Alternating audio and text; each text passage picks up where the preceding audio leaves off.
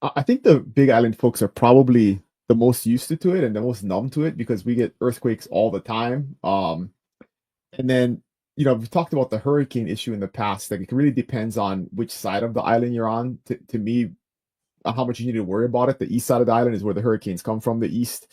And so a lot of times, even if we do get some of the tailwinds and stuff, the east side will get hit. But then the west side, because of Mauna Loa, and it's like a huge shield that blocks the west side of the island from the weather, and that's why so much rain happens on the east side versus the west side.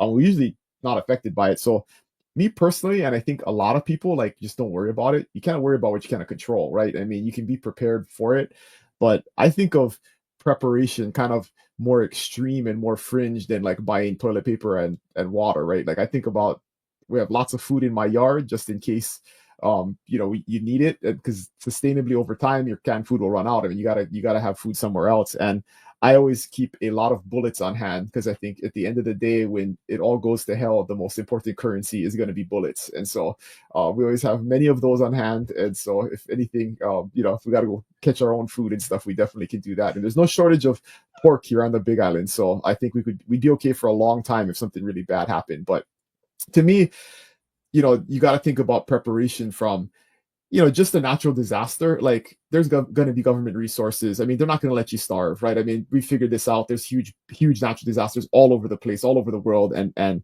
governments come in and figure that out. Communities rally and they figure it out.